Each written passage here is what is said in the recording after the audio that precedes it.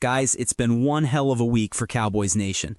Sitting here at 6-6-1, still hanging on to second place behind the Eagles, but let's be real. The only realistic path forward is if Philly has a complete Titanic-level collapse where they lose out and we somehow win everything. At this point, who even knows if that's happening? The real question is, what's the temperature of that locker room right now? Was that Lions game the all-in moment where they gave everything and just came up short? Because if that's the case, we might be looking at the beginning of the year all over again, where guys lose focus and mail it in. What's up, Cowboys? Welcome to the NFL Playbook Cowboys. If you're new here, don't forget to hit that subscribe button. This channel is all about breaking down everything you need to know about the America's team. Looking at what's ahead, I think the Vikings game should be winnable.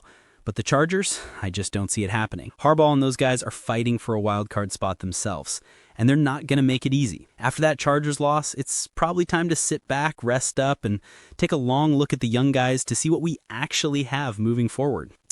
Now let's talk about what's been going on with the smear campaign against George Pickens. I'm officially calling it what it is, a smear campaign. You've got people dropping videos left and right, nitpicking every little thing about this guy. But here's the reality.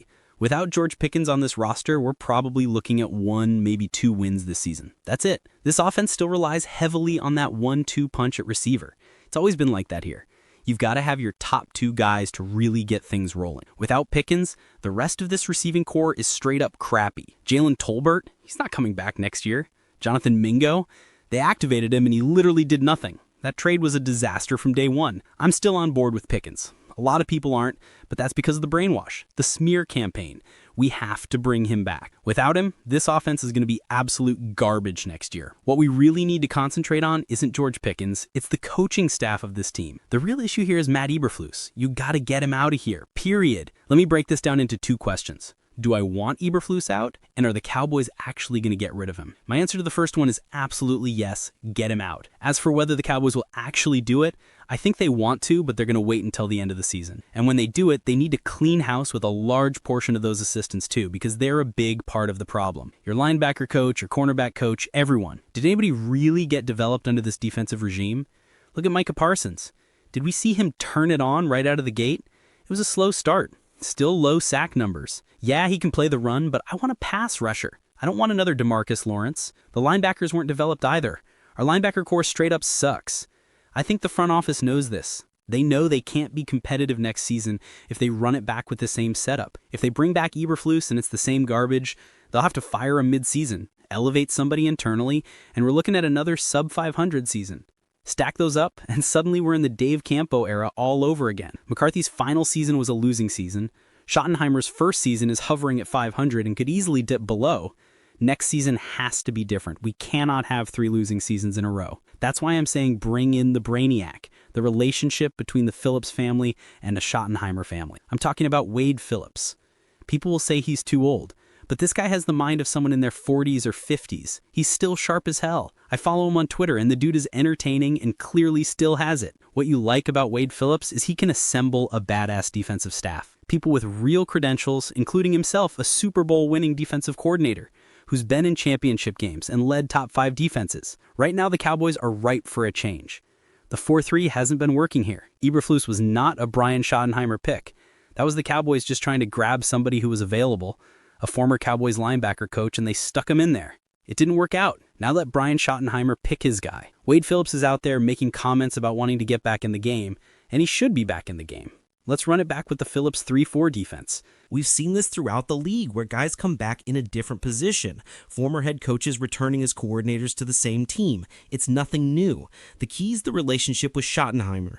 Schottenheimer and Wade Phillips were tight with the Chargers and had great success there. Get DeMarcus Ware as a defensive line coach. These guys need a true championship level coach, and Ware is up to the task. He's wanted to do it, but they haven't let him. Could Wade Phillips bring in Sean Lee to coach these linebackers? Just the possibilities alone are exciting.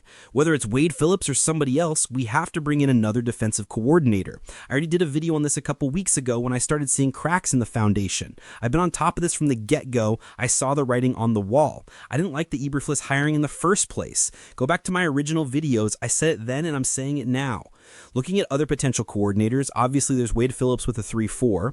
Then you've got Eric Mangini, another 3-4 guy who has a connection with Schottenheimer from their time with the Jits together. This time the roles will be reversed. Schottenheimer is head coach, Mangini running that 3-4 defense. There's our former DB Al Harris if you want some connectivity to staying with the 4-3 Dan Quinn type system. Gus Bradley is another Dan Quinn understudy if you want to stick with that approach. He's with the 49ers right now. Bill Belichick has had a disastrous season in North Carolina. Does he want to get the hell out of there and be a defensive coordinator? Probably the most unlikely, but I threw him in there anyway. You've got one of the better coordinators in the NFL who could come in and really ratchet up this defense if you want to stick with the 4-3. Vance Joseph from the Broncos is another name that should definitely be in the mix. He'll be sought after. I don't know if he'll get a head coaching offer this season, but you could bring him in and make him your legit defensive coordinator, maybe even give him an assistant head coach title. Denver has good defensive coaches. If you could poach one of them or someone from Tampa Bay, that would be another area to look at. Obviously, there's Stevie Spagnuolo too. If you have one of those assistants who can run a Spagnuolo 4-3, that would be badass. There's going to be a lot of options, but the number one priority is getting rid of Eberflus. Even with the talent we gave this guy, the defense is still giving up too much yardage, too many points. We're relying on the offense way too much to air it out and light up the scoreboard. That's not sustainable football. The other coach who needs to get out of here is special teams coach Nick Sorensen. What a disaster. We took about 10 steps backwards in special teams, and it's always been a department where the Cowboys have struggled. You cannot spot a team 50 yards of field position and expect to win the game. They're guaranteed at least 3 points, which puts too much pressure on a defense that's already not good to begin with. As far as George Pickens goes, at minimum you franchise tag him. That number is going to be somewhere in the 20s, probably around $28 million. It's going to be more than what CeeDee Lamb's making right now, but that contract's already old. You're looking at new money and the cap's going up with more revenue coming into the NFL. You'd have him for 2 more seasons under a franchise tag, though that second tag would be enormous and probably won't happen. Either keep him 1 more season under the tag or sign him to an extension.